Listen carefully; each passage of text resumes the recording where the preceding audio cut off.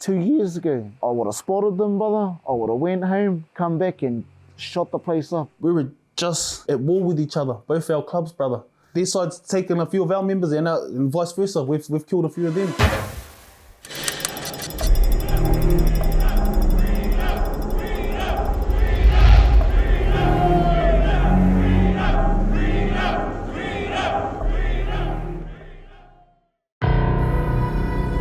We're seeing record-breaking drug seizures, a lot more overt sort of violence between gangs, tit-for-tat drive-by shootings, arsons, that sort of thing, which we've seen in Auckland and around the country. In 2017, the national gang list had 5,050 people on it. Fast forward to the end of August 2022, and that's shot up to 7,835, a 55% increase. It tends to grow far more quickly than it comes down because you can count people entering the gang very easily, but you can't count them leaving. It's much more difficult. Do New Zealanders actually need to be worried? I just don't know how to help these people. The battle between Destiny Church and the government has reached boiling point today, with both sides firing barbs at the other. Destiny's leader, Brian Tamaki, has posted several vitriolic tweets about his failed campaign to get his Man Up rehab program into prisons. Judges are now having such confidence in Man Up, they are recommending Man Up as the program to go for some of the too hard basket or hardened criminals. We're having great success, and that should tell you a lot. Mr Davis says he's yet to see any independent, reputable evidence that Man Up works. I hope they'll rethink that. If you could see yourself today with, 11 churches around the country, plus all these offshoots, plus the Man Up program, plus this massive hall you're sitting in now that's over the weekend going to host 2,000 people. Like, could you imagine where you'd be? 3,000. So 3,000 people sitting in this massive. Could you ever imagine this reality all those years ago? Yeah, I did.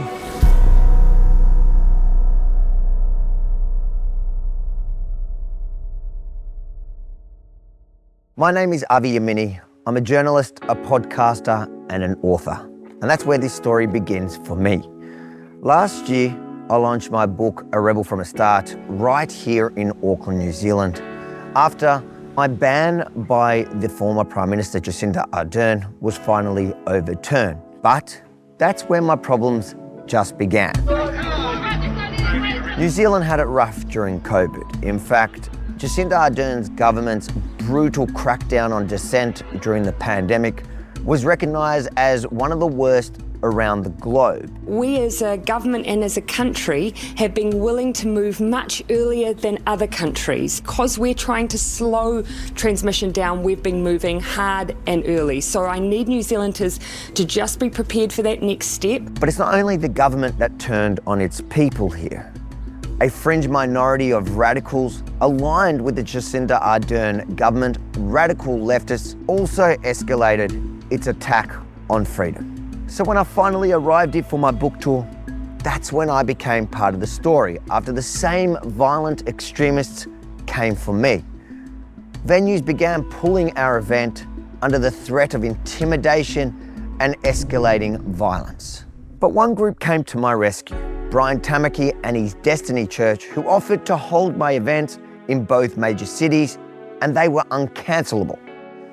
The church, made up of mostly Indigenous men here known as Māori. They are big, they're scary, and these particular ones were fed up with the bull and were not going to be intimidated by the same mob who were attacking women on the streets.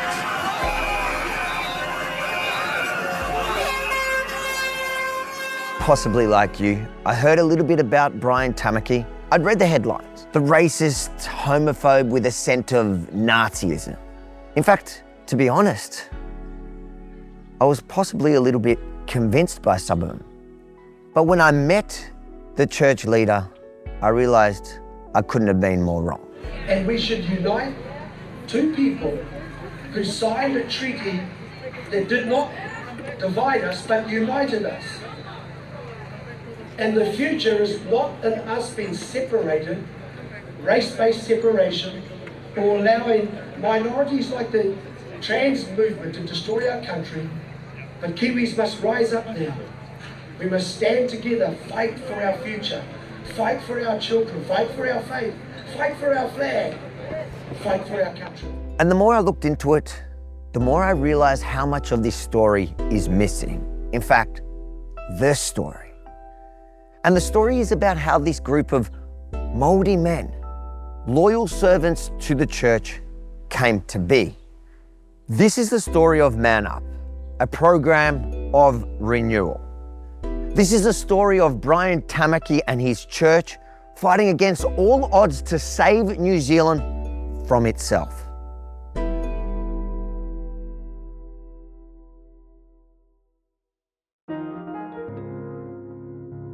To be honest, I think that all through my life as a kid, I always used to talk to God, went to Sunday school and talked to God. And I just always had a belief in God. Brian was raised by his mum, who was a very devout Methodist Sunday school teacher, committed to the Methodist Church. And so I suppose our backgrounds were a little bit of faith and church. So it wasn't like we had to learn about God. We knew that God existed. And then in 1979, we weren't married, so we were living together. But in that time, my dad got cancer, and it made me start thinking about talking to God, asking him to help my dad. And then also our first child, Jasmine, was born prematurely, and she was born at 2.5 pounds. And so that made me very open again, like really crying out to God, like, hey, please heal my dad, please look after my baby.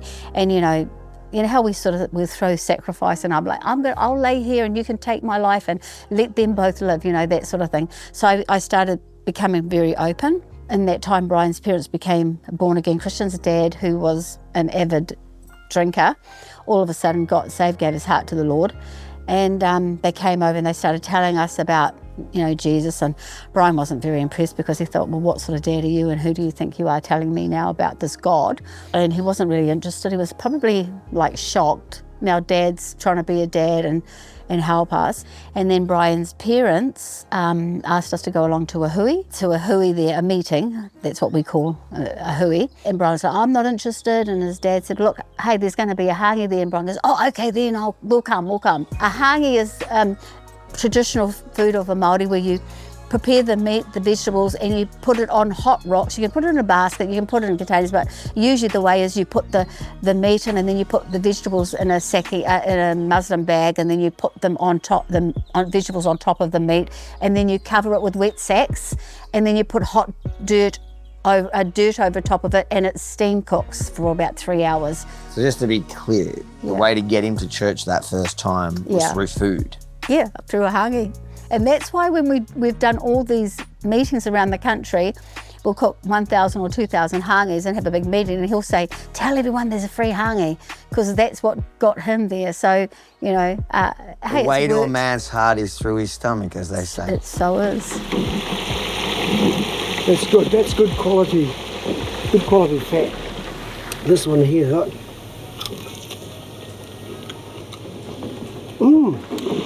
Like my hands. Here we go. Look at that. Prime lamb, just cooked like this. Go and feed them. And so when we went to that convention at Hui, the man was talking, and he said, people have made promises to God, in tough times. Now's the time to fulfill those promises, give your life to Jesus. And all of a sudden alarm bells were going off inside of me, and I thought, I have done that. And my daughter's here, she's alive. She was only 4 months old at the time. My dad had gone into remission, and I was like, I'm thankful. I've made you a promise, I'm thankful. So I stood up to go give my heart to the Lord, because I've always been quite an outgoing, confident person. Brian was the shy person. We loved having fun together, but he wasn't the one that really loved talking, believe it or not. And so I stood up to go up to the front, and he grabbed my arm. And he said, what are you doing? I said, I'm going up the front. And he said, no, you aren't. And I said, oh, I am so. And then I saw other people come up the front, and then they sort of took you around the back to pray with you. And then next minute I see him coming, and I'm like, what are you doing here? And he said, I want to do this too. And I said, you better not be doing this just because I'm doing it. He said, no, I want to. And so we got prayed for together, and that started our journey of our faith. We are nothing, and it's all because of him that we are who we are and that we know who we are. As Bishop preached so well and taught us last night, that it's important to know who we are. And we know who we are. We know what we've got to do.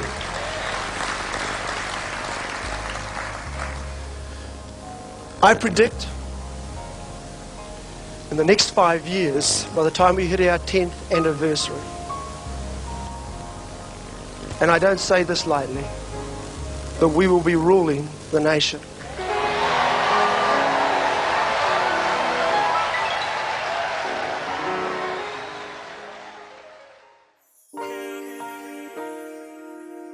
It really is an impressive operation. In fact, it is the largest church I have ever been in.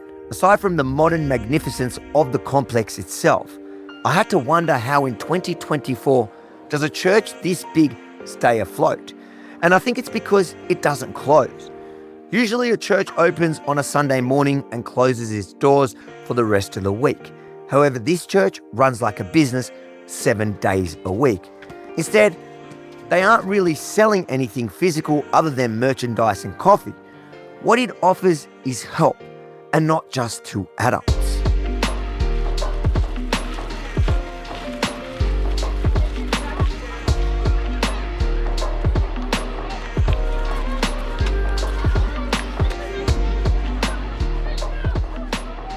How many students are you having? Currently we have just over 70 students. That's from year 1 to 10 at the moment. What's important is why is there a school as part of the church? The school was actually a dream back in 1995 by Apostle Brian Tamaki and Pastor Hannah Tamaki.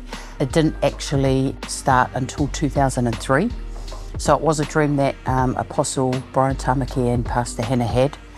To have a school that was obviously different, but it held the beliefs and the principles of our Christian faith. I can see that it's a Cambridge curriculum. Can you tell us why and what that is? So the Cambridge curriculum, for those that it's an internationally recognised curriculum right across the world. It is held in quite high esteem, pretty much amongst most private schools, I would say. It's a curriculum that really just teaches what kids should be learning, which is the maths, the English, the science. Fortunately, because I taught over in London as well for about 6 years, so I was very familiar with that curriculum anyway. So what I believe Cambridge promotes is hard work, is discipline in their learning, and building a really strong knowledge and foundation in those, core subjects, I suppose you could say. From a school to a boxing gym, to its 3,000 capacity sanctuary, to a commercial style cafe, the programs of this church are what caught our eye. Most notably, the Man Up program. And it's important to note that this unique program is secular, but very much guided by Christian values. Man Up to Tangata is obviously a men's program, empowerment program that we run across New Zealand, the world. But tonight is the end of our 10-week cycle, so it's a 10-week program addressing issues such as drugs, alcohol, trauma, stuff that men may not necessarily talk about just in life, but in a safe space like this, you're talking about men 65 years old being free from sexual abuse at 5 years old. So in this 10-week program, we just help to face some stuff, but tonight is at the end of a 10-week cycle, and we celebrate tonight. You'll hear some victory stories tonight. You'll hear from men that have come out of one lifestyle into a new lifestyle, but it's only but the beginning. So that's what tonight's our celebration. You'll see the bikes, seeing the brothers come across, and so you'll see some engagement tonight. We'll be finishing off the cycle with 3 key questions, but mainly we'll be showcasing the victories. That's what tonight's all about. I appreciated my journey being connected to Man Up, being connected to Destiny Church. I really did, because my cousin, my wife took out one of these ladies, and this lady goes, she was about 30 years old, and she goes, she's never been out to lunch, because that's my family. And I said to my wife, yeah, true, because in my family, going out is not normal. And it made me remember when I had my first birthday cake at 14 years old, because we were so much in poverty. Then I realised, damn, I've actually come so far, because, man, I go lunch then every day. Doesn't look like it, but I literally don't have to worry about poverty anymore. But for my cousin, this is the first time she's ever gone to lunch, being taken out to lunch, because the life is just survive, not enjoy life, just survive, feed the kids, which is a rightful thing to do. But it just made me give me an insight into what I'm connected to. Like, wow, I have to appreciate that. So celebrate the small things. But also for you, in the last 10 weeks or the last journey of being with Man Up, what are some of those victories that you have encountered or overcome? My biggest victory will be thanking to Man Up in the church for getting me married.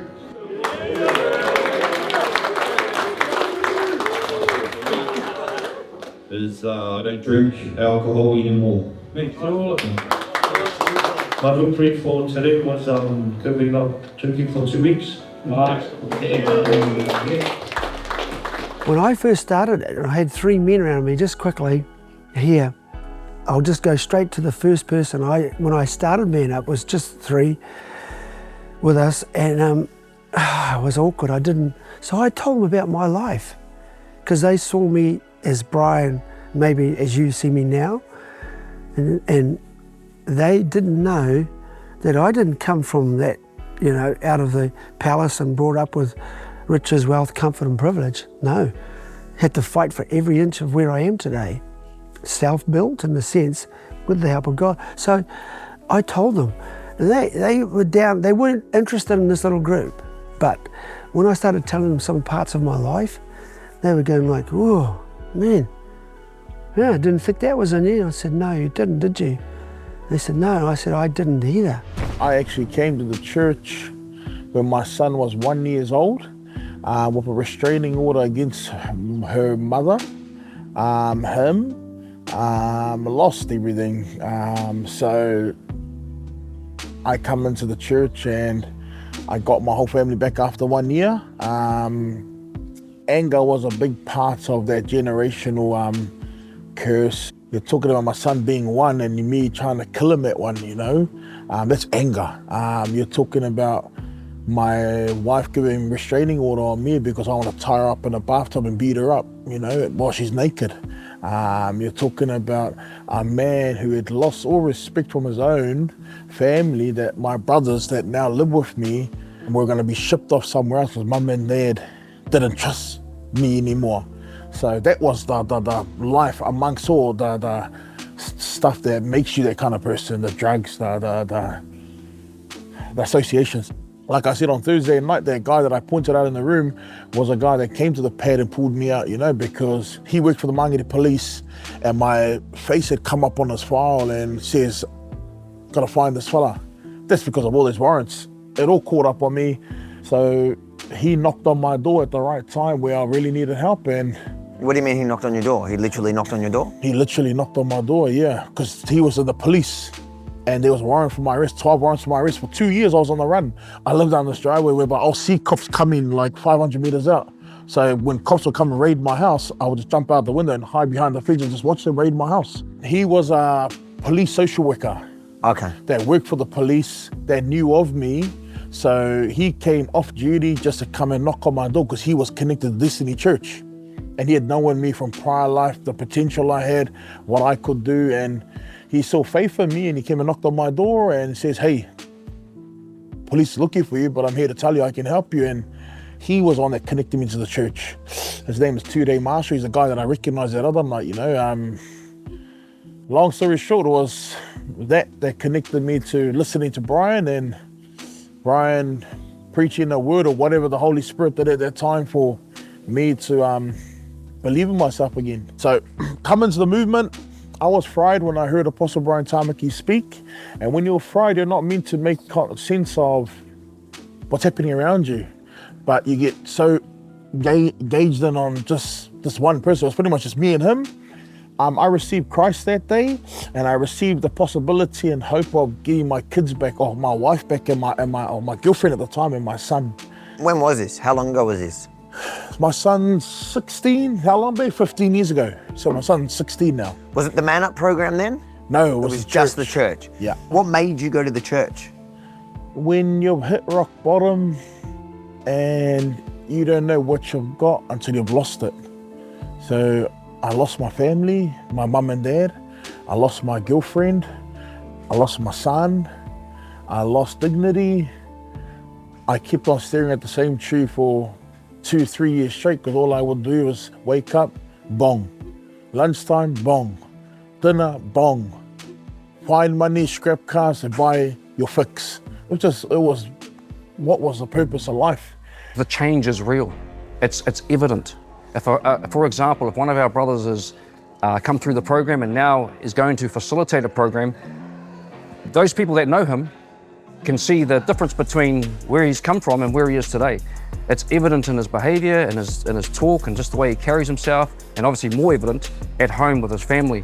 So there's the attraction there. I want it too, bro, you know? So if you want it too, bro, then you've got to connect. And so from connecting to the brother that's made the change, I guess that's the segue into Man Up, because then they realise if he's done it, surely I can do it, because it's kind for kind. Especially for Māori, for example, they see their kind, and maybe have tattoos and maybe had put on macho look, and they can see that this man's heart's now turning towards his family. There's a tender side to him now, not just that tough side. That is a huge attraction to men. They want that. They want to develop their own healthy masculinity, heal their egos, so they can function to the best of their ability, right?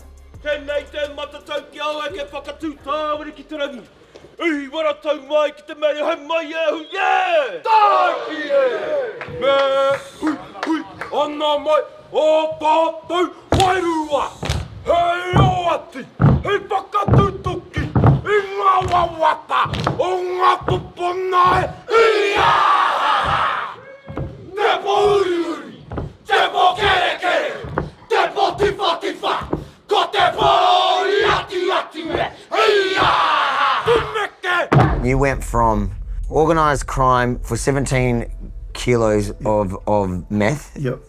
And now you're running a rehab because of Man Up, is that right?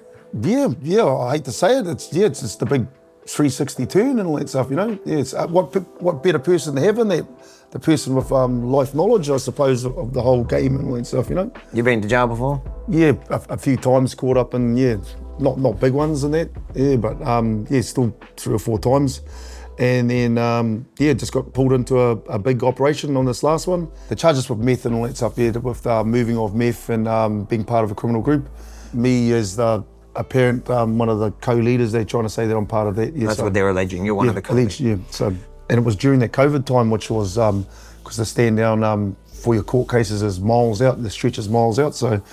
And how did you end up in Man Up? So I was on Facebook, obviously, you know, because you want to talk and get out there, you're out of jail, got a phone, hey man, I'm not even allowed to go to any courses or anything, you know, this is the worst I've ever been, kind of thing, you know, because social media is pretty big. And then so he came to me, hey, you interested in Man Up? So I'm not the Man Up one, what's that crap? You know, they're riding around bikes and patches of fucking dreamers, you know, what? Because I used to be the first one to mock them. And I had to humble myself and say, hey, look, let's have a look at this. You were that desperate? Yeah, I was that desperate that like, you know what I mean? They wouldn't let me go to any courses and all that stuff, you know? So, because usually when you go through this betterment program to better yourselves for court cases ahead, you need to do some courses, you need to show the Crown that you're doing stuff to, you know, and plus for your mental health, you know? When you usually do it, you're doing it for what reason? Are you doing it? You know, just to tick the boxes to go, hey, the judge sees this, that you've done this. So not that you really wanted to change? I didn't want to change. There's no doubt I didn't want to change at that stage. I have a plan, you know, you're a criminal, you have a plan, you're going ahead, you're just like, once I get off this, I'm back to norm, you know? Yeah, that's where I was at. The Man Up, Volt's his name, the Man Up, the local leader, he reached out, he said, join Man Up, you thought it was a bit of a joke, whatever, but you were desperate, and you said, and the court turned down because it was in a residential neighbourhood. Yeah, at his house or something like that, yeah. And so then he went and for you, for wanted me to move. Yeah, because I still didn't trust him. I was like, who's the, you know, because obviously I've been done by phones and everything. You know, so, is this guy for real? And then he told me that because he works in housing, and he goes, and they give out to old people, and he goes, I helped work on your uncle's house, and my uncle had passed away. I was like, bro, I owe this to my uncle, you know? So I said, hey man, I'll come, I'll make an effort for my uncle, because so he had fixed my uncle's house up at that stage. And he found a location that wasn't residential. Yes. To move the Man Up group to there, so that you could join. Yeah, he went out of his way, man. I was like, because it was at his house. I wasn't allowed to go to a house area, and then he got another address, and then another address, and finally we got through, and I was like, whoa, well, do I really want to go to this? But you know what I mean? Finally, it's about a year, so was able to go to the Man Up program, met up with a few other guys there that from other gangs and stuff like that. And it was slow at the beginning and all that stuff, but as time went on, I started building a relationship as you do with people there, and they started networking with me. Hey, we've got the Salvation Army and all that stuff that we can go to. I go to the Salvation Army. I said, do you think you could get me there? You know, so I got onto a matrix course at the Salvation Army, met some other guys there, and that's where the networking started of these recovery places.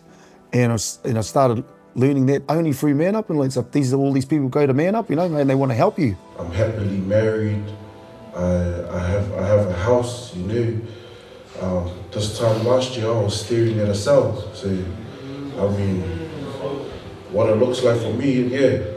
At the moment, I'm starting to get used to, you know, talking like this and having confidence enough to get out there and put myself out there so I can bring my other brothers along with me. I got a call 5 o'clock this morning from one of my cousins. He was at the King Cobra Parade and he was saying, come, that's us.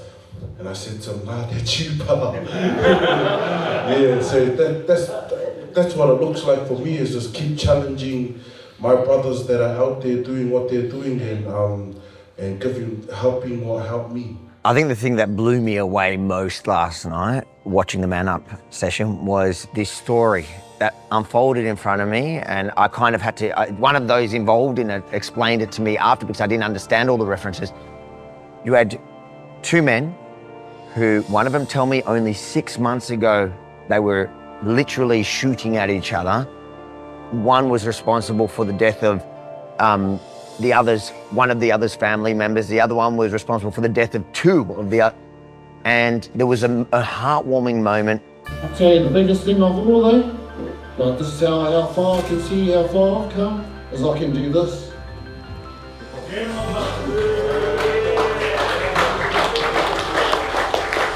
Can you explain to us that story? What actually happened there and the background to it? These are those magic moments. They're not rehearsed. You can't plan them. And so we have two opposing gangs and two of the largest gangs in New Zealand, the Mongrel Mob and the Black Power.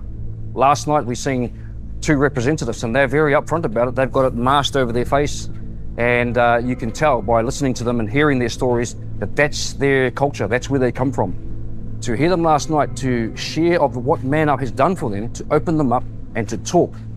There was a significant moment that happened where one of the guys who's from the Mongrel Mob did a physical gesture by taking the microphone and handing it over to the Black Power gentleman, I guess in reference to, we are one people.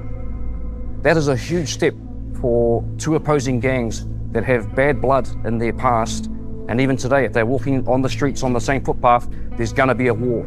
That war can look like towns or cities in New Zealand where they basically have just got the lockdown on a community, whether it be a Black Power community or Mongrel Mob community. If they cross paths, obviously in their underworld, if they're doing deals without knowing and guns come out, they're shooting each other across the streets. There's no second thought about civilians that are around or people that are just doing their day-to-day things. Traditional rivals of the Mongrel Mob are Black Power.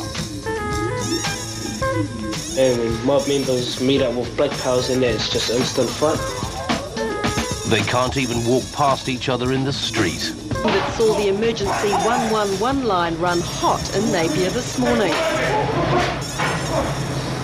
This confrontation occurred on the streets of Napier, right in front of a local TV crew. I'm in the Mongrel Mob, and that fella, the bloke Cody, he's well and truly certified nigger pretty much, you know. He's grown up and raised, entrenched in nothing but Black Power, pretty much on the other side of the coin. Like where we are, we're over here keeping our people protected from the threat of them, and they're doing the same from us. We were just at war with each other, both our clubs, brother. Their side's taken a few of our members and vice versa. We've killed a few of them. But brother, we were just literally shooting bullets at each other months before. Had you ever met him before? Nah, not like that. I've shot at him before.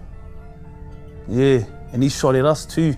If this was about 2 years ago and someone invited me to that, I would have drove in, I would have spotted them, brother. I would have went home, come back and shot the place up. No lie. I would have let it rip on that whole, whoever was in there. And that's how deep it was. And I can say the exact same for him, without a doubt. The first thing I told my bros at Man Up was, I'm still an active gang member. They all stood up and said, what does that mean? What are you on about? Are you here for help?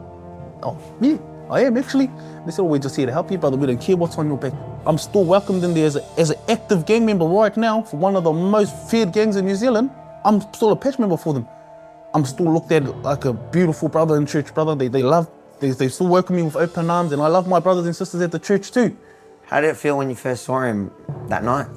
I was anxious, I was on edge straight away, brother. I didn't know what was happening. And then I realized where I was. I remembered where I was. We're not at a party, we're not at a mall, we're not at a food court. We're at a place that heals each other. We're at a place where it's okay to be vulnerable. It's okay to just say, hey, my bro, how are you? How's your family? And that's what I went up and said to him, brother, how's your family? And he said the same thing to me. From my great-grandfather to my father to my generation, that's 3 years or 3 generations of hate towards these, they're humans. But it was 3 years of hate towards this other gang just wiped away, brother. Because he's from the same thing. His family's 3 generations deep, but in the mob. There's probably gonna be people that are gonna, from his own whānau, that are gonna look at him like weak because he did that. Some of my bros are gonna think the same. Well, I don't care, brother. I've been there, I've done that.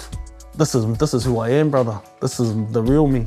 There was a vulnerability moment that I made myself vulnerable in front of him. I gave him, pretty much gave him the money to start talking, whatever. And back then I didn't want to hear them. They're not people as far as I'm concerned. That's how it was, that's how my thinking was. And now that I've, stepped out of my environment and looked out, it's actually my own family.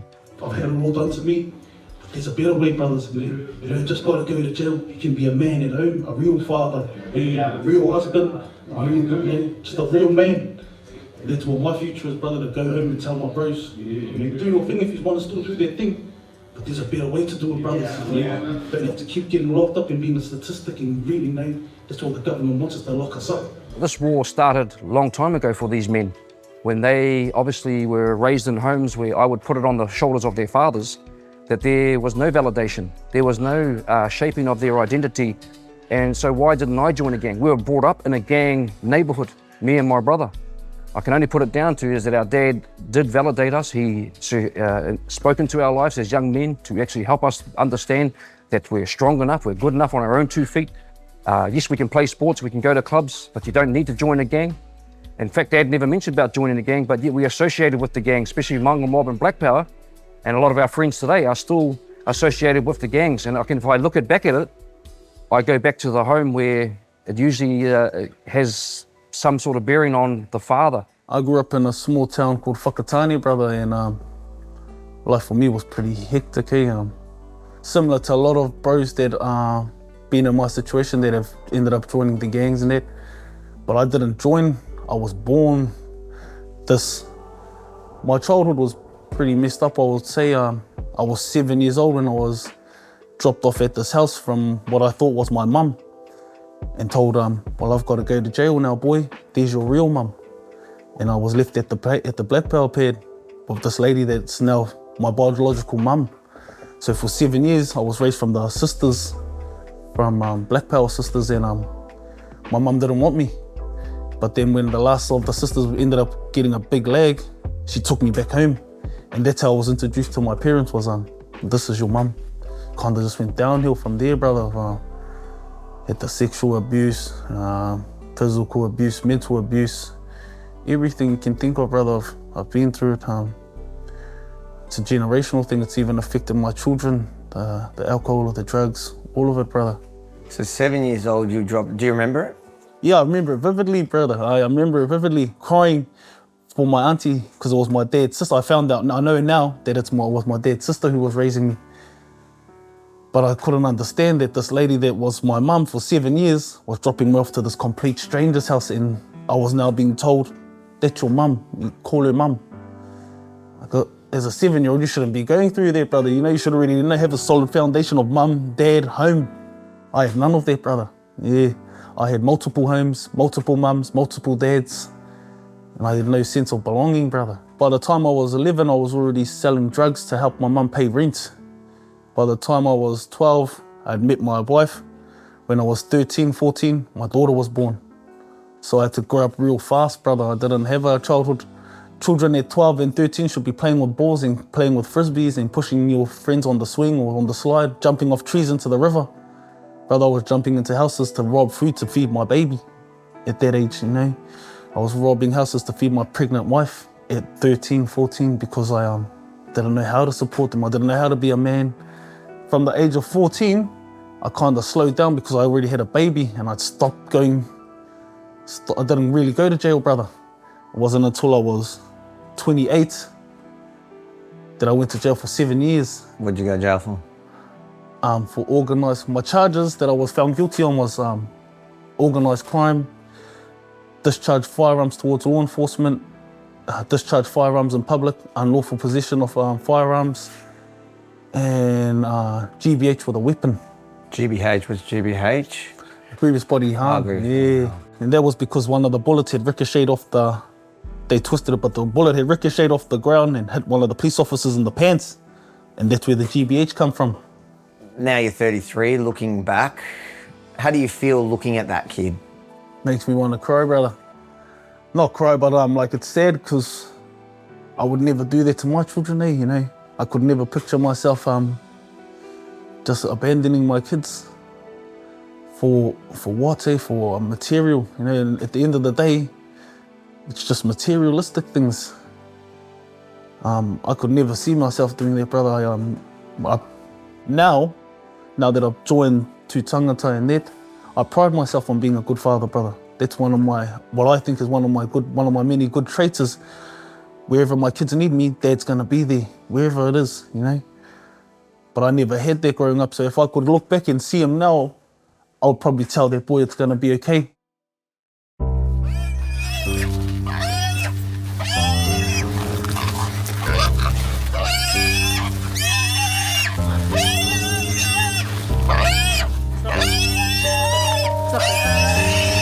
That's not.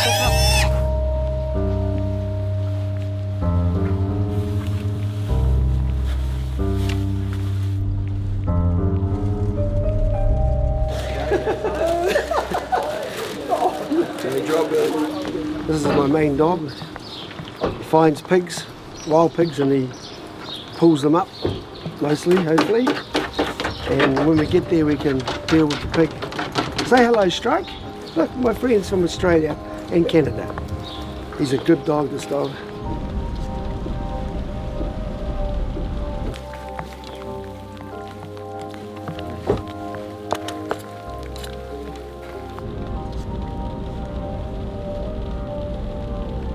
So you joined the church in '98? Yep. And what were you doing at the time? Driving logging trucks. Driving, yeah. Yeah, that was my job. And what was your part-time hobbies? Was hunting, drinking, smoking dope. That's the pig. Look at it. Straight.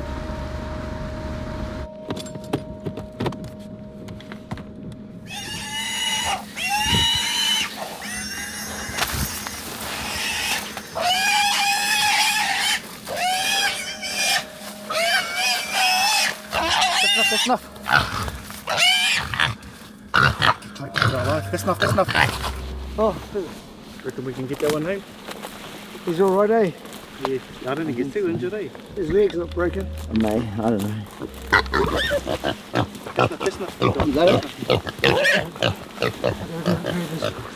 Holy shit. Got blood all over me.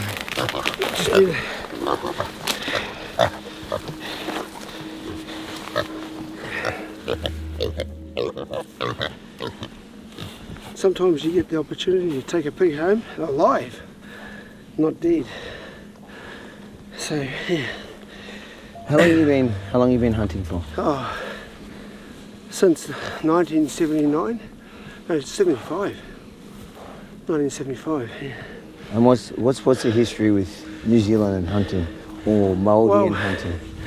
Māori have always been keen on hunting. So what we've always done is we've believed that hunting for your meat. Oh, strong, eh? Yeah, no.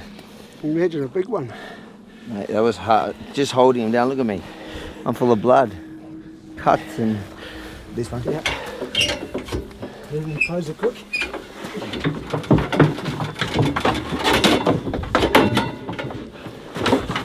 Success? Yeah. So when you say the other one's 200, what's that one? Oh, that's only a 30, 40 pounder. So he's young? Yeah. Usually from Australia. Scream when the dogs say, like screaming. Yeah. Doesn't affect you? They were quick on it, eh? They were quick. No, but like emotionally, does it affect you at all? Stop it, strike. We've been hunting all our lives. That's part of you know, I mean, that's part of pig hunting, how we use dogs. And yeah, but I think, you know, like where I am now, sometimes I feel like I want to let the big ones go, the big breeding bulls. Why? Yeah, I just changed, I think, in the last couple of years. But I still love the thrill of it, you know. Yeah. So like I'm going down to South Island in a couple of weeks and we'll probably get anywhere between, I don't know, 20, 15, 20, 25 pigs. Do you eat them all? Do you eat them? Oh, we process them all. Yeah. So it doesn't go to waste. It's not just, you're not killing them for fun. Just No, the meat all goes back to South Auckland. So it's processed into sausages, patties, and also chunks for, like you saw the boil up the other night, and hangis for weddings. So we had 4 people get married recently. I married 4 people, couples all at once. See, there was 2 good sized pigs we had in the freezer. That fed everybody. It's a good life experience for young people, especially young boys. Oh, the girls love it too. So they go out to the dogs, they work with dogs, you know, it's just feeding, training, then learning about how to work them, and when they catch a pig, what they do to kill the pig, if they have to, prepare it, gut it, out in the wild, then you have to carry it. Why is that a good experience? Well, it's toughening them up. It does. Now, these days, kids sit on couches with iPads. Hey, you see all the kids with iPads and that. Well, I think I have officially manned up. The battle between Destiny Church and the government has reached boiling point today, with both sides firing barbs at the other. Destiny's leader, Brian Tamaki, has posted several vitriolic tweets about his failed campaign to get his Man Up rehab program into prisons, including one describing government criticism of him as political gang rape. Brian Tamaki and hundreds of his supporters made their way onto the grounds of Parliament to deliver a petition to ministers. He told the crowd, including ministers and MPs, that lives have been changed dramatically with his Man Up program. Inmates and prisoners and people, families that were struggling in our worst places. Man Up helped them. Somehow it works. the dynamic of this was so powerful in changing men who they thought were unchangeable from the system, that the government, New Zealand government, and it was the Minister of Justice at that time, had a meeting with me. And talking to the Minister of Corrections, he said, look, Man Up is no doubt one of the most successful, if not the most successful program in New Zealand that's actually turning men's lives around. It's actually breaking down recidivism in prisoners. And not only that, they're getting a new start and they're actually going on doing life productively. Getting kids out of the system too was a big one. We were able to, these men started to change. So he said to me, we'd love to do maybe a partnership with you, with Man Up. And I said, we'll talk on, what does it mean? Well, we'll fund you. So that would be good, because we can get it further, wider, and get it across the world. Prisons, imagine reducing the prison population through this powerful service. Anyway, he went away to the bureaucrats and all that sort of stuff in his offices. Here it is, it's great, it works, it's got its stuff, now work it out so we can have a partnership and we can get this funded and Brian can get it into the prisons, all of them. So I was pretty hopeful, kind of. You know, I thought, wow, this is going to be good. So he comes back and sits down like this and sees me and says, They told me there are 2 conditions, okay? He said the first one is you have to remove Jesus Christ, that name, in your program right out, because, Brian, there are other religions and there are other beliefs. And he said the second condition is we want 50% control of the program. Of course, you have a bigger say and all that sort of stuff. And I thought they're going to control it and eventually take it away from us, okay, and screw it up. So he said, how's that? And I said, number 1, you go back and you tell whoever gave you this idea that this is why this program works and theirs doesn't, because Jesus Christ is the key factor in this. Love it, hate it, accept it or reject it, I don't care. That's what's working. Number 2, if I put it in your hands, you'll screw it up. So there's no 50% partnership control here. I want total control, and I want Jesus Christ to remain there, because that's the... He said it can't happen. They said they knew you would stick to that. See, they knew I would stick to this. Is there anywhere else that you could think of, any other group, whether it's government or not government, like Man Up, that could bring 2 of you together to have that moment? Brother, besides having to do it in prison, you know, there you've got no choice. Personally, I haven't seen anywhere else. I haven't been to anything else that's gonna bring a whole bunch of different cultured people all together, whether it be gangs, religions, races, you know. I even meet heaps of different other people over there too. That's a powerful thing about Man Up is you'll never get multiple gangs in that same room that sits with that humbleness and that willingness to hear each other. I'm telling you now, brother, I've been a gang all my life. My family's all gangsters. We've never done this, ever. I've been to prison. There's no prison programs. There's prison programs where they force you to do it, PD and stuff, where you're forced to go there from the courts, but then you fight. Man Up, no one's forcing us to go there, brother. No one. It's just, if you feel it in your heart, if you want to change, if you're really ready for it, well, then this is the place to be, brother. There's no other place you can get realness like that. You're going to get it from people that haven't even lived our lives, people that have lived it, read it through a book, and thought that they can heal us through studies. But I'm telling you now, through lived situations, real life lived situations, that it's not going to work like that. You need more people like Kawi, you need more people like them that's going to run programs like this. Because this is what's helping, brother. I just don't know why the government doesn't give them a go at it. You know, give them a go at it. When you're in there, you got to even like you've got to prove yourself to get on a course in there. You know what I mean? Like I said, what the fuck? Now I have to go get on the waiting list. Oh no, we've only taken 8 today from a 60-man unit. 8 to a course. I'm going, far out, that's crap. Let them in there and give them a go, because it's not working. It's cost $150,000. This is my co-papa when we go there. $150,000 for our government to hold one person behind bars a year. Now, wouldn't you want to spend 50 grand of it and half that as part of the taxpayers or the voters or whatever it is, and save 100,000 for the taxpayer and spend that on rehabilitation and Brian's co-papa or something like that? You know, wouldn't you? I attribute a lot of my prosperity to the preacher. But the faith that anchors me when the preacher's not around is the Christ that came through the preacher, you know. That's probably where religion gets in the way, because they think, oh, that's not theology. Well, I don't care about what theology is. I just care about what's worked for me. Our objective through Man Up is always to help the men come back to their children that they've lost. Our objective through Man Up is to raise fathers, not only to help their children, but them first being healed. If you believe the headlines, you'll probably think he's one of the worst people and it's one of the worst institutions in New Zealand. They get a bad rap, the Man Up program and specifically Destiny's Church and Brian Tamaki. Do you think it's fair? People don't remember the good things, you know.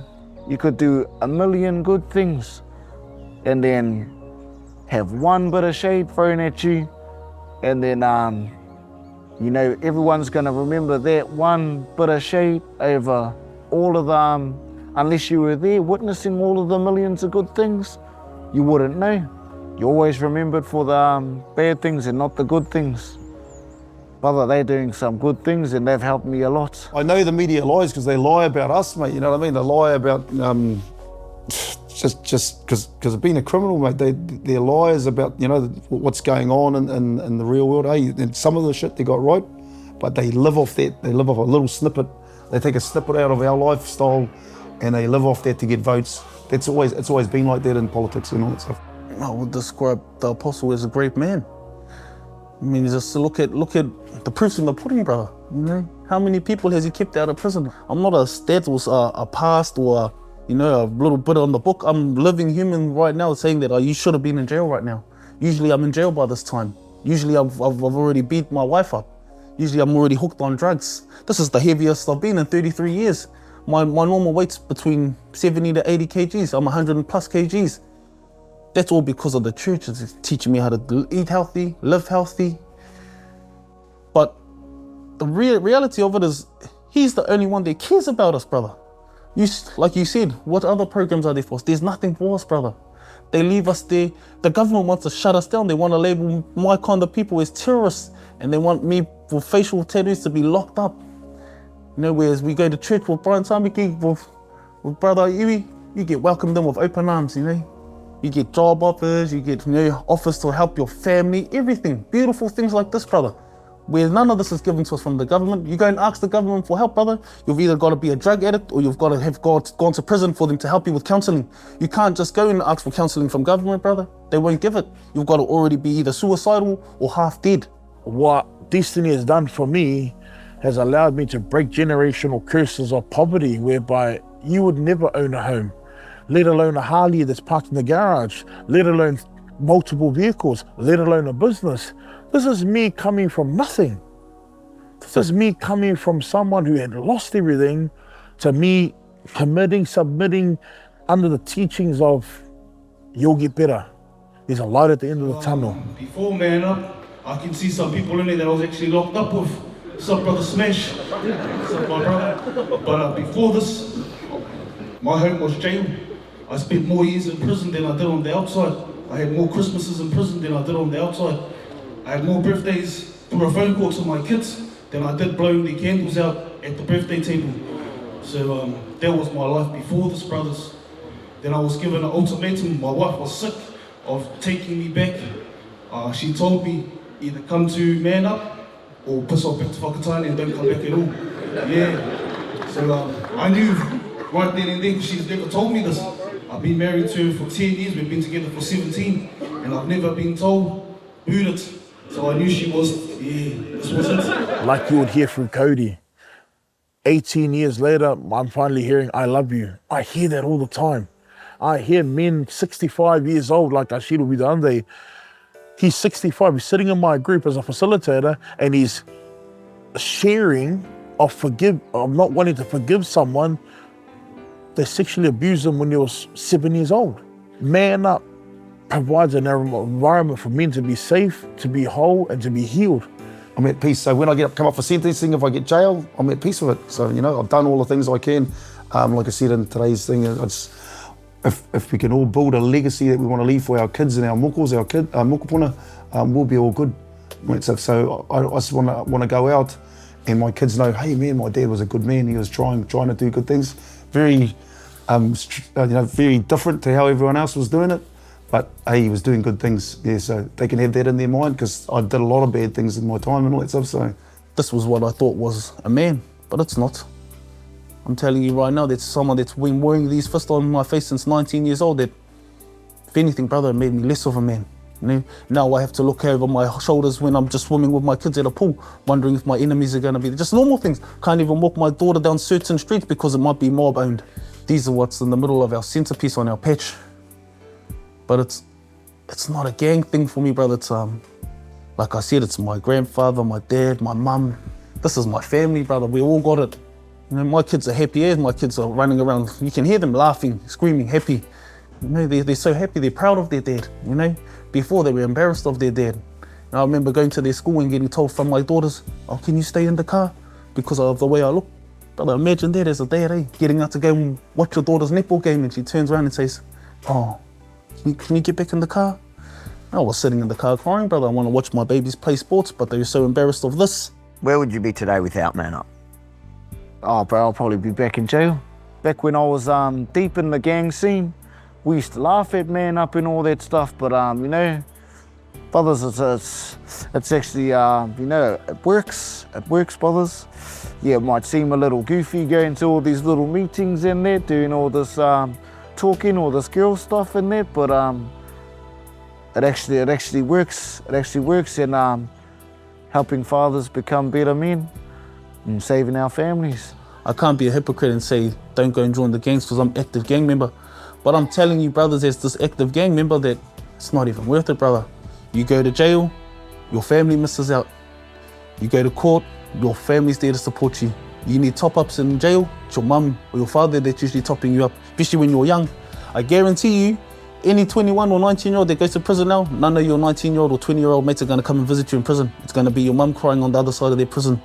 It's going to be your dad crying on the other side of their phone topping you up. It's going to be your kids crying, where's dad? Your bros are probably going to go and try and root your missus. You know, that's the reality of it. Because it happened to me, I know. My message to them will be, it's not worth it, brother. Take it from me, I've lived it, I've done it. It's not worth it, brothers. Go and get a life. Be a real man, provide for your family. It's only easy to beat someone up and shoot someone that's weak. Go and be a provider for your kids, you know. Build a home, build a future for your family. Give your kids something they can have forever. Something the government can never take away. Once they ban the gang members, we're fucked. They're gonna lock us all up, and then what are we gonna do, you know? So that's my advice, brothers. Don't join. Go and get a job. Get a license. Get a bike first. Go and get a house. And if you still want to be a gang member after you own your own house, own your own business, and own your own motorbike, then come and see me. But I guarantee you, once you start being successful, you're not going to want to come backwards. I want to be like, cruise down the road and no one's going, oh, rah, rah. Well, you know, I just don't want to be noticed anymore. I just, man, put me back and take the limelight away, sort of thing. Probably going to get rid of those tattoos. Yeah, bro, yeah. You're working on those, Yeah. So I've had 2 sessions so far, about 8 sessions in prison, a couple more sessions to go, about another 30. 30 sessions, so 5 years, the next 5 years, bro, I'll probably be back to my old self, you know, back to my mama's son. What is going on at Destiny Church? Is this, as Bishop Brian Tamaki's critics claim, a cult rather than a religious community? Now that's something I'm going to put to Brian Tamaki. How do you see yourself? I mean, are you just a man? Are you a messenger of God? What exactly are you? Well, absolutely. I mean, I am. I mean, yes, I've had a call in my life to, this is a part of what I've been doing, and that's been very open. You can go online.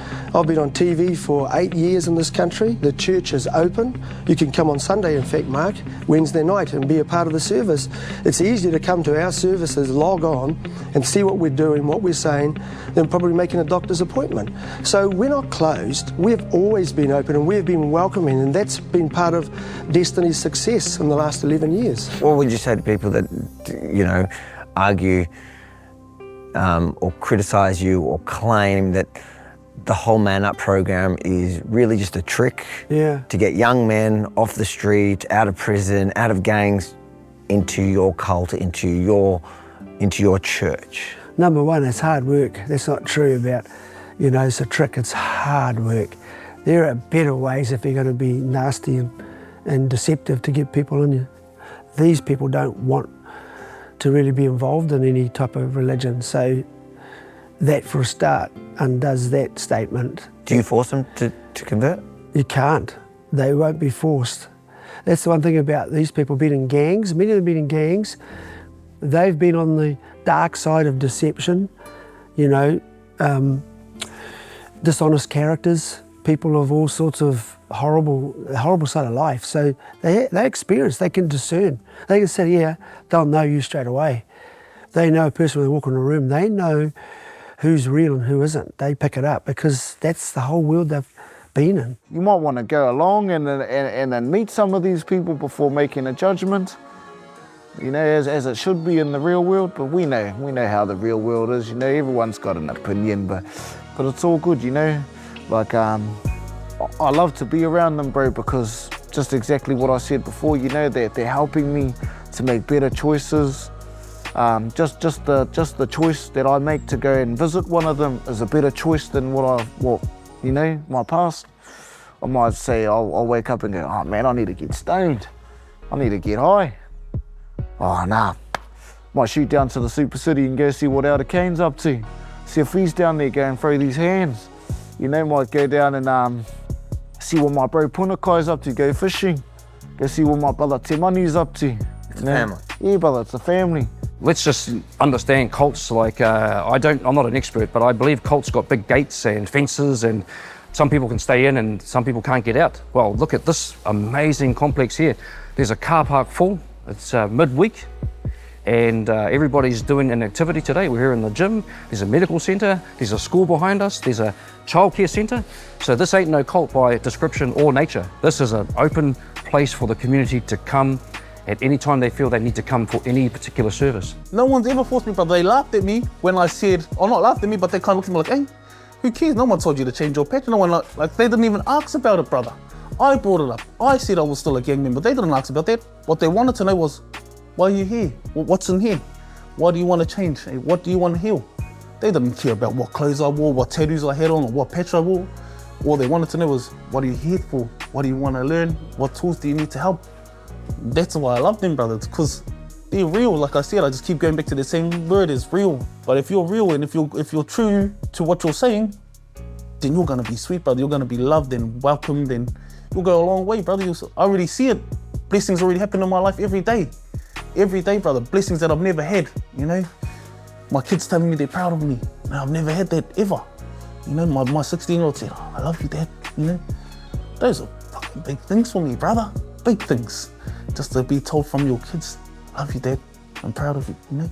I still question them to this day and like stuff, but I'm not going to lie, because what I've got to lie about, man, I'm probably going to jail on August the 16th. I'm the happiest I've ever been. You know, my partner here, she can't believe that, that's 6:30 every morning, babe, doing core and doing things that I went out for a walk this morning to take her dogs for a walk. That's massive for me, to be able to walk dogs around in the fucking car park. These are things that come off being straight and being around like-minded people and all that stuff, and so I'm happy to be around these like-minded people. Man Up provides an environment for men to be safe, to be whole, and to be healed. If they choose thereafter to come to this thing, that's their choice. You will never hear out of my mouth, or anyone can bring a secret camera into my group, me saying, you've got to come to Destiny. Because we've helped you, Destiny is the solution. There's men right now in our groups that have done probably cycles and cycles. We have rehabs that do Man Up. None of them come to church. I have units that are operating now that I would hope they come to church, because I know that's the next layer of their healing to help them. But if they don't want it, cool. And that's okay. Man Up didn't start with paper, pen and a program. It started with a person to 3 other people. It was all at a level of spirit, love, confidence and trust. See, it's very difficult for me to put across in the interview, because I guess they were judges of character, because they knew a fake. Yep. They knew something was just done for, say, if a counsellor comes in to do it, ticking the boxes because they've got to do their job. But if Kane, my son-in-law who runs it now as a director, or his men, they go in, it goes in with, there's a presence of that person is Man Up. Yep. It is legacy for women.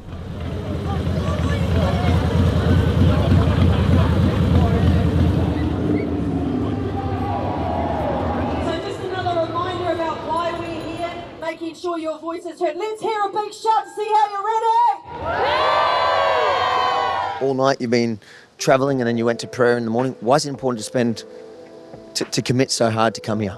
Oh, wow, man, that God put the call out for us. Hey, we turn up. That's what we do. Not only for us, but for our kids is the main thing while we're here today. Hands off our kids, eh? We want to pull the strands back to our nation and let our kids be brought up free. Why do you think it's important for the Man Up program, for men to come out after they've gone through that 10-week program to better themselves? Why is it so important for them to come out and stand for causes, issues like this? Well, they know when something's wrong. This is all wrong, what is happening in our countries today, around the world. The gay agenda, you've got racial divide, you've got countries split down the middle, controlling, governments. So people know, and they want to come out here like everybody and say, hey, we're fed up with this stuff. We want it all gone out of our country. That's what we're doing here today. We're here in Auckland today because unfortunately and sadly, we have a lame duck political parties, parliament, politicians who have yet to make a decision. And it's well over 100 days gone by the way, boys, and the coalition, that you said that one of the things that you would do is ASAP was to get rid of the relationship, sexuality, education curriculum in schools. It's still there. That's why we're out here. So what does this group mean? So, obviously you're at a protest. I can see the tomato, that's the tomato soup that was thrown at you guys. What does it mean for you to be here and for your activism to have something like Destiny's Church and Brian Tamaki? It's actually, I feel safe. I wouldn't come out on the street if I wasn't surrounded by the men up. They create a ring of fire. And because I know the truth is that the people on the other side of this fight, they actually want to hurt me. It was terrifying. So I got trapped on the rotunda and thrown around like a rag doll because they wanted this banner. They wanted to rip it up and they wanted to throw the fence on Kelly J and the women.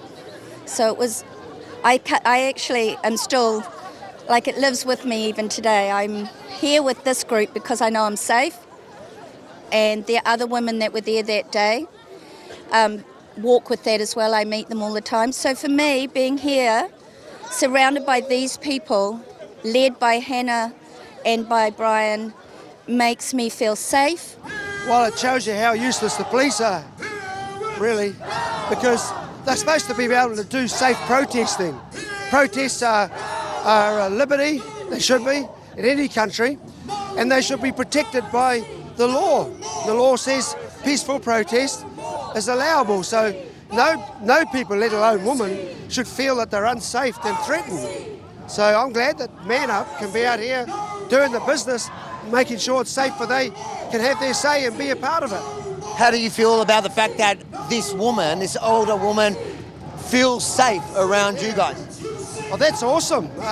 Obviously, I don't see any of the oppositional, like pro-Palestinian marches, the gay community or the LGBT, they're not here today. Usually they'll come out and try and storm any other movement and really harass them, but they don't bother us, Why not? Well, I think I just think the way we hold ourselves, we're not violent, we have great security, a lot of men that are all on the same page, making sure that everybody that's here is safe. Well, I think that if people see strong men that they wouldn't imagine that would come up and be vulnerable in a community standing up, it inspires people. I think you spoke to a lady, Linda, who feels very, very safe when Man Up is around. She'll come to any protest if they're there. Now, we've not had issues at our events because we've got Man Up there. They are not troublemakers, they are not the thugs they used to be, but they could be if somebody really started pushing their buttons. But if Brian says there's no violence, that means no violence.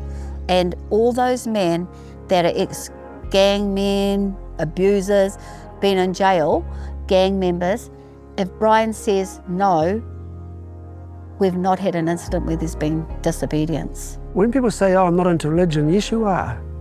Everybody has a belief about something. Jesus is the great ancestor of David. King David, he became king, but he started off as a shepherd boy. When God came to pass on the crown from Saul, who was rejected as the king of the Israel army and of course the nation of Israel at that time, David was a boy who was basically left out. He was underestimated. And he said, why are you letting this uncircumcised Philistine giant, who was about 13 foot high, that's the giants of those days, he was wanting to fight. The Israeli army to send out a warrior. They were in fear. David had this attitude, and it could be construed as being proud and egotistic, but he wasn't. He was confident in his God, and what he did there was, if you're not going to fight him, I will fight him. And I will, this day, drop him on the ground and take his head off. And this day, everybody in the world and the earth will know that there is a God, and I usually put my country, that there is a God in Israel. That's what he did. At that point, God had chosen a young man, not because of his prowess in military activity. He wasn't even in the army. He chose a certain attitude, and that's where I get the parallel for me. I didn't know all of this other stuff where I was going to be, but that's the one in the Old Testament that most resonated with me was David. I knew I was him, and he is going to be in me. The Holy Spirit gave me that sense, and it is. And I want you to build on the strategies of David in the end times for my church. This is big now, right here, because this is the strategies I've employed, of course, under the tutelage and the watchful eye of Christ through the Holy Spirit, raising what I call today the firstborns and the army of David. So I knew that Māori had a natural, and the indigenous people are warriors. So our tribes are fighting people, and I knew I had a concoction here of the natural and the spiritual that was going to fit very well for the future of the end times. So what I'm building now in conjunction with the Holy Spirit is taking the natural part of the Māori nation as warriors and infusing it with the supernatural anointing that God gave David for his army, who had supernatural abilities on their natural. He took the ordinary and he made them extraordinary. What Brian Tamaki and Destiny Church is doing for the community. Surely every church should be doing this, every community. It doesn't matter about race, religion, or politics. We can talk about all that all day. But here, the story of renewal, taking people off the streets, people society have given up on, and giving them a second chance. That's got to be a good thing. Now you've been in his home, in his church, you've even been hunting with him. In fact, we were given almost 2 weeks full uncut access, and we brought you along. Now the question is, why have you never seen this side of the story? And if Brian Tamaki can give murderers, rapists, and lifetime criminals a second chance, surely you can give Brian Tamaki one too.